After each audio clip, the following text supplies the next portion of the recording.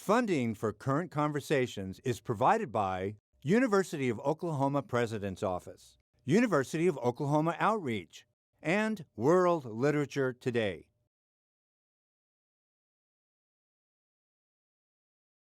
Welcome to Current Conversations. I'm R.C. Davis Indiano.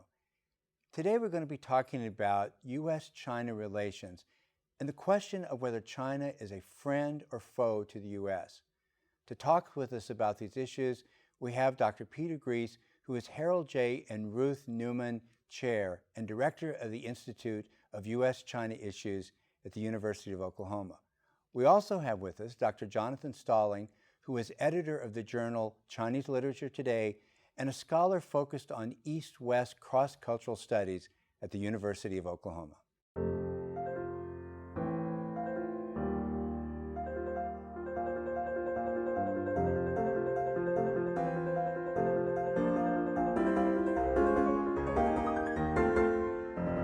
China, friend or foe to the United States? What's your short answer? The one-word answer is neither, that it's going to depend on the dynamics of our interactions. But it's a great question. U.S.-China relations are unquestionably the most important bilateral state-to-state relationship of the 21st century. So I encourage listeners to keep tuning in. It's an important question. Johnathon? You know, it is an important question. I think the only way to gauge any answer is to just look back at the history. I mean, a friendship is a dynamic relationship over time. The evidence is already, as it were, before us. We would look to history to come up with some kind of answer to the question. Okay, I think you both are going to say a lot of things, probably both ways, about friend and foe. What do we need to know in the lead up to the current situation, U.S. relations to China? How far do we need to go back, and what do we need to know to get a grasp of how these two countries face off to each other now?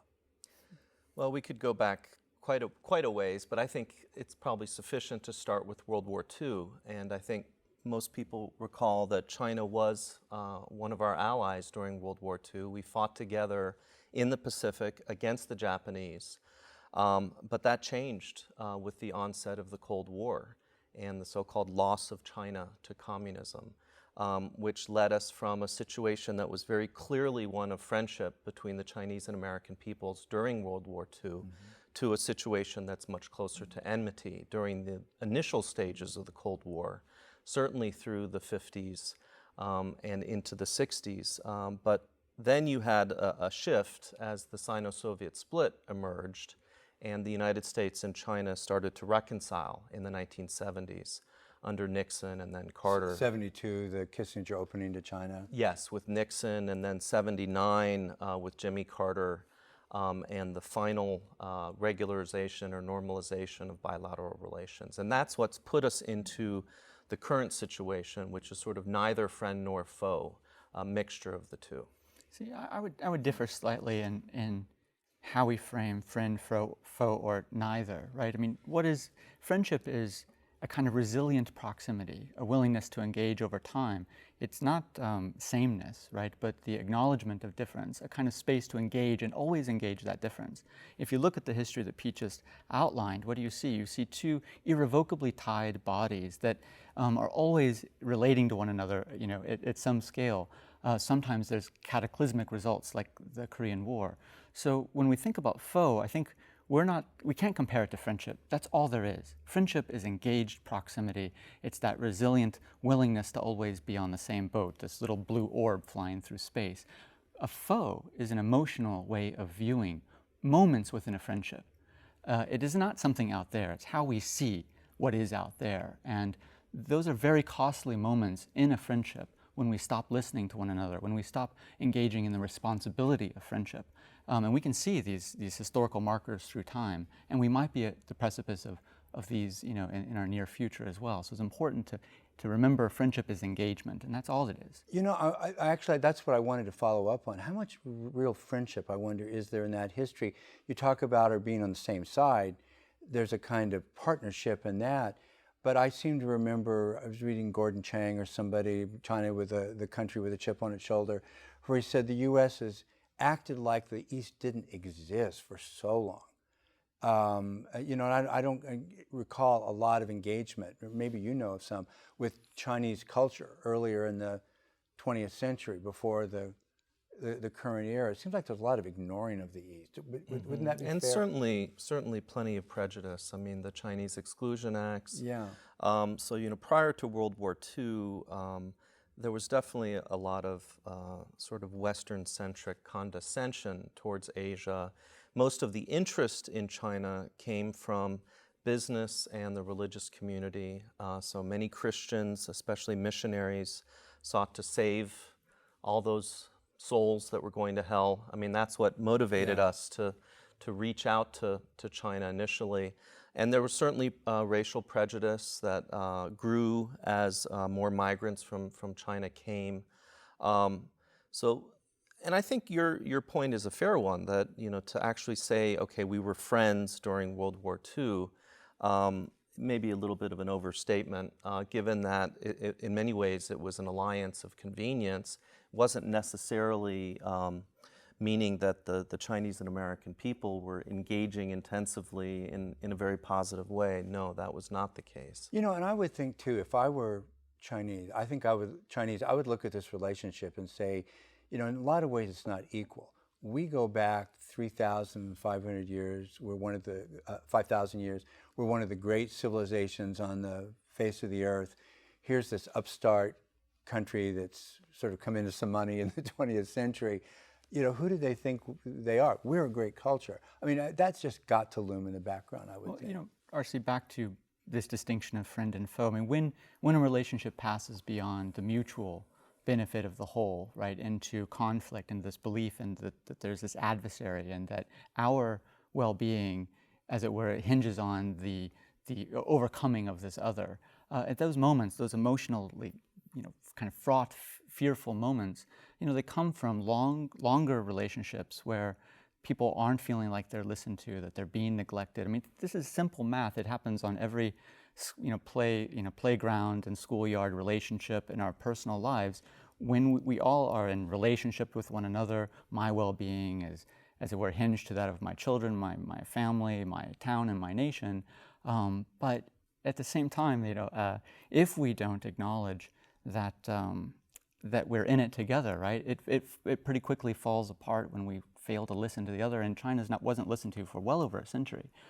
So that that puts the ball in our court. How does America turn its ear, right, to China? And I think that there's many fruitful ways of doing so now. So, and if China was the sort of victim of a kind of Western Orientalism, they would have to wonder after a while, what do we have to do to really get their attention? I mean, not just something that's going to be good for the West, but something that recognizes us. Yeah, and to follow up on the earlier question you had as well, this idea of the ways that Chinese think about the West, it's not just the sense that, we have 5,000 years of civilization, we should be treated as an equal, if not, a central player in the international system. It's also what Chinese call the century of humiliation, which is an important narrative for Americans and other Westerners to understand when dealing with China. If we want to be empathetic, if we want to understand the world from China's perspective, I think we need to engage that narrative. And essentially it begins with the Opium Wars of the mid-19th century when China was victimized at the hands of the British and then the French. And it extends through World War II, or what Chinese call the War of Resistance against Japan. So it's basically a narrative of anti-imperialist nationalism. This is what Chinese are socialized into. They are led to believe that the Japanese, the British, the French, the Americans humiliated China for this 100-year period from the mid-19th to the mid-20th centuries. The Chinese suffered terribly under the Japanese, didn't they? They a lot did. of atrocities. But see, this is a very interesting example of why I talk about it as narrative and think about it as ideological, is so did we. Again, I started with the point that the United States and China were allies, at least formally, maybe not friends, during World War II. And yet, if you look at how the typical American, if you look at public opinion survey data, the typical American versus the typical Chinese person looks at Japan today, our former common enemy, it's like night and day. Chinese continue to hate Japan. And that's one of the things that Americans should worry the most about, because one of the scenarios that I see leading to another US-China conflict is us getting dragged into a conflict between China and Japan. But Americans today look on Japan very positively. So this has to do with the ideologies that shape sort of how we view the world. So this is sort of echoing Johnathon's point about perception. How do we see the world? That's what, in the end, drives our behavior. It's not the objective nature of the world, or that's why we should move away from this idea of China as this thing that is either friend or foe that we try to define. Instead, we need to think about mutual perception, dynamics of interaction, because those are the things that are actually going to shape whether we end up being in cooperative relations for the rest of the 21st century, or we end up in another Korean War. I think you both make a really important point, though, that coming up to the present, and we really haven't talked about the present much at all, there's already a problem. An asymmetrical relationship, a country that feels that it's been stepped on, which I think China really has been stepped on by the Japanese earlier in the 20th century, dismissed by the West, taken for granted by the West. So we've already got a problem coming in, and we haven't even talked about any issues here, right? So you mentioned Japan, Taiwan. Can we talk about that? Isn't that in some ways the key to understanding the relationship between the United States and China? Give us a rundown. What's the situation with China? Not everybody's probably familiar with that. Taiwan is a very important issue in U.S.-China relations because Chinese and Americans understand the issue in fundamentally different ways that leads them often to end up sort of demonizing the other side. And so the Taiwan issue can actually make Chinese and Americans more suspicious and more distrustful towards each other. Just quick background, Taiwan is an island off of the coast of China that was occupied by the Japanese for 50 years in the first half of the past century. Following World War II, the nationalists who were in a civil war with the communists fled to Taiwan, and the United States essentially intervened during the Korean War to prevent the communists from pursuing the fleeing nationalists and reunifying Taiwan with mainland China. So the United States is blamed by most Chinese for the continuing separation of Taiwan from China, and it's seen as sort of the last and most painful legacy of the century of humiliation. That's the Chinese perspective. I think the American perspective is Taiwan is free China. And communist China is a big bad bully that is trying to take away the freedom of the Taiwanese people. And so these are very, very different ways in which ideology structures the way that we view this issue, which is, as a result, very explosive and potentially has very negative impact on how we see one another. Just reaction. Oh, Jonathan. Well, I was going to say that what Pete is outlining here is really important for us to understand the historical dynamics of the Taiwan-China relationship, and it's important, therefore, I think, to study China, to learn about it. But let's think about the difference between studying and listening. Right? It's not so dissimilar from the variation between reconnaissance and listening. What does it presuppose about a relationship if I listen to you, RC, versus I'm performing some form of reconnaissance? It says something about an assumption about the world and about otherness, other peoples, that we're always in conflict and that my well-being is in fact different from yours. One of the things that Taiwan, I think, offers as an opportunity for Americans in adjusting their perspective is that we can go and listen. What is listening? It's different than learning or studying because we can listen to Taiwanese literature. Right? We could read an author like Li Ang as she delves into the issue of Taiwan through the textures of cooking, of memory, of taste. We can listen to her talk. Right? There are hundreds of authors of poems. Literature offers this different way, a different scale, a very personal way of texturing our understanding, enriching the foundation from which we draw a new perspective on the world, and then we act, right, on an individual scale. And I think only through those very kind of minutiae of listening on that small scale that we really perform the work necessary for positive change. Let me try to role play right now. Okay, I'll be the devil's advocate. If the U.S. sees China as free China, and here are these kind of imposters back on the mainland, That's a Cold War attitude. You know, grow up, U.S. That's past. That's a long time ago. And it seems like the situation there would be a little bit like maybe the Chinese protecting Florida, and Florida saying they're not part of the U.S. And if we touch Florida, the Chinese are going to come in and defend Florida. We wouldn't put up with that. I mean, it seems like a real projection of U.S. power in the East in a way that it's kind of hard to fathom, really. The Cold War isn't there anymore. Reaction? Yeah, I think I would disagree pretty strongly. I mean, I think that's reducing, and this is actually something that Beijing propagandists often do, is they reduce the core of American political ideology, which is liberalism, to a Cold War mentality. And I just don't think those are the same things. I mean, I think ideology is not a pejorative. It's something that we all need to make sense of the world. And for Americans, in my view, the core ideology is liberalism, essentially a kind of jealous defense of individual liberty. And that colors how Americans see the world. Okay. And as a result, when most Americans who don't know much about China or Taiwan, they look at that situation, we're just naturally inclined to sort of see it as a situation of, you know, this little free part of China against this big communist, non-free part of China. We may not even know what communism is, but it scares us because we do know at least that it's not democratic.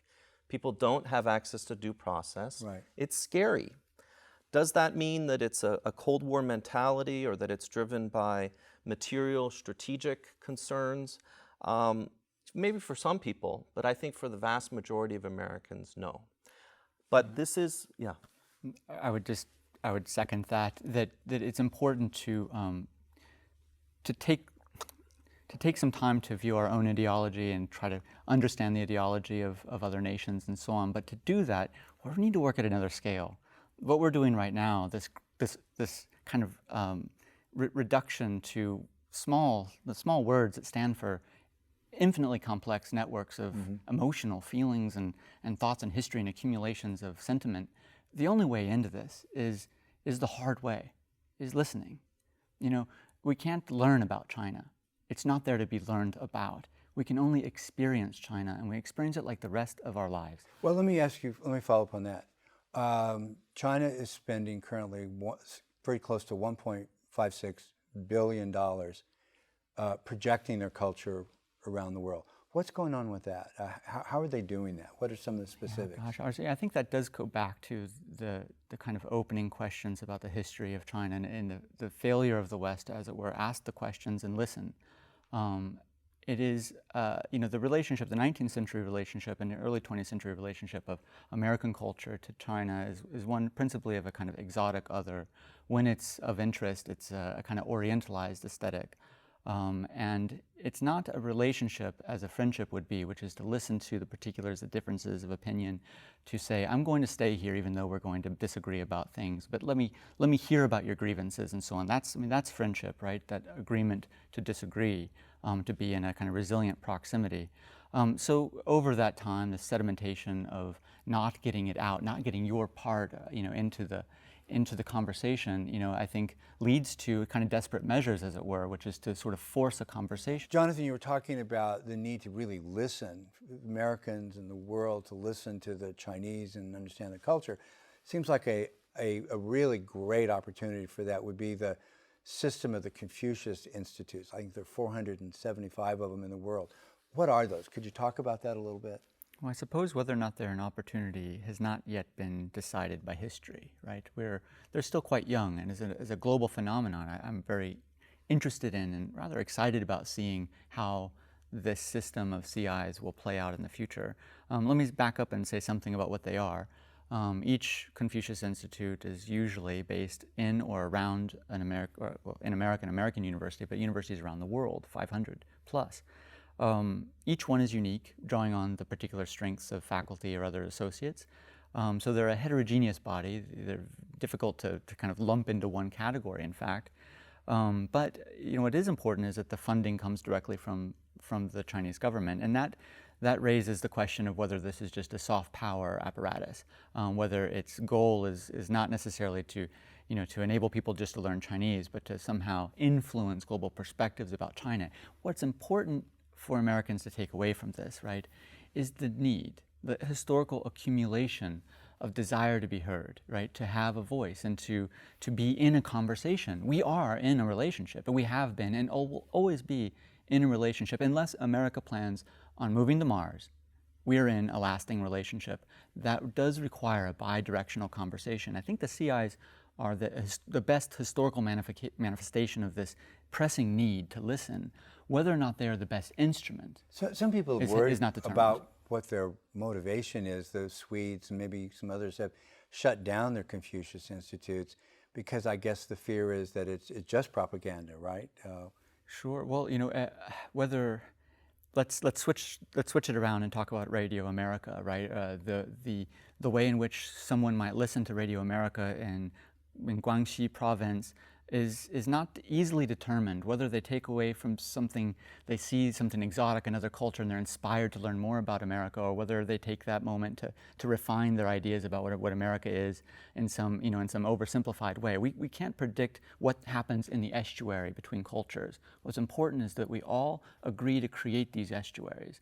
And each one of these CIs will be determined by, I think, the sincerity of the particular human beings that dwell within them and work within them. I think the scope of the that's, attention it's hard to say. that the Chinese are giving to the projecting of their culture around the world has really gotten people's attention. The 1.56 billion, what the U.S. does comparable to that is more like a little over 600 million. The British do something like that. The Germans have the Goethe Institutes. These are all child's play compared to what the Chinese, and the projection is they'll be spending a couple trillion in a few years on projecting their culture around there. I think that's really good. I think this gets back again, though, to the issue of ideology. I mean, if you imagine something on a similar scale being done by the Goethe Institute today, I don't think that you would have the same kind of reaction globally, because Germany is seen as a liberal democracy. The reason I think that people in the West tend to be nervous about the Confucius Institutes is in part the massive scale and its rapid growth, and this discourse of soft power, but I think it's much more about the framework within which we're understanding that. It's this natural liberal fear that there will be threats, say, to academic freedom on American university campuses or Swedish university campuses. Something like academic freedom is something that we care a lot about in the West, and so that's what resonates for us, and that's how we end up seeing this issue. And this is why I think Johnathon's intervention is so important, that we can try to, we don't have to deny the fact that we care about liberty. Obviously, that's so central to who we are, we can't possibly deny that. So we should always be keeping our eye on our Confucius Institutes undermining academic freedom at any of these host institutions. But at the same time, we can be trying to understand. Go beyond simple knowledge and understand what are our Chinese colleagues, what are they trying to say? What is their point of view? And is it possible that what they're seeking through some of this so-called soft power offensive is simply to be understood and to get their point of view across, and that we can engage that point of view and seek to understand it without necessarily agreeing with it?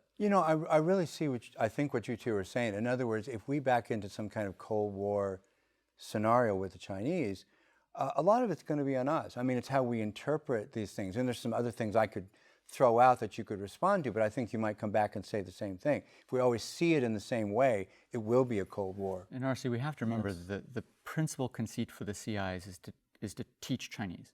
It's very important to recognize that the loss of funding, federal funding to our foreign language programs, have been a kind of devastating, and cultivating a space where we can do the principal thing we need to do, which is to learn and to listen, right? And we can't do that if we can't, in fact, understand the language.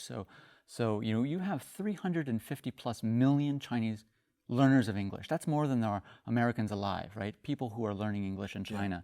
The asymmetry of this, right, I think is partly why we have CIs. We have to understand that if we want to reject that, we need to come up with an alternative way of. What are the challenges we're going to be facing in the next couple of years in U.S.-China relations? What are the hot spots? Well, we talked about Taiwan. I also, I think, briefly mentioned Japan. Japan is a huge one. The Sino-Japanese distrust and enmity is pretty shocking right now. And if there's another conflict between China and Japan, it will be very hard for the United States to stay out of it, given the U.S.-Japan security alliance. Right. So those are two very direct kinds of scenarios that could lead to another U.S.-China conflict. But I think at the deeper level, it really is around these issues that we've been discussing. It's about dealing with the sources of distrust in bilateral relations and trying to counter the current trend of mutual suspicion. A collision course, serious collision course. Yeah, unfortunately, you know, as long as the foundations are weak, we become essentially hostage to the accidents of history. That's important. You know, okay, so I agree. How do we strengthen the foundation? This is back to the right scale of approach. Right? We are individuals, each and every one of us. Each one of us have to cultivate our own relationship with this thing we call China, which is not a thing at all, right? But individual learning about other individuals through listening to literature or cultivating friendships, you know, on a personal scale. Only that really can strengthen the foundation to help us when we do hit those accidents of, you know, of history, to avoid consolidating this idea of foe, which is just an emotional way of looking at the relationship. Really, you're arguing for the humanities, arts, human relationship side as a remedy to what's happening, perhaps militarily, in terms of diplomacy. Talking about the hot button issues, as it were, amplifies fear. Fear itself has only one antidote, which is just to remember the reason we're afraid of something, the reason we have doubt, et cetera, is because our engagement isn't resilient enough. We're not closely, you know, we're not talking and following and trusting one another. Those are going to have to be the last words, guys. Oh, Sorry we're out of time. Thank you so much. Thank you. I'm so glad that you could be with us. See you next time for more Current Conversation. Thank you for watching.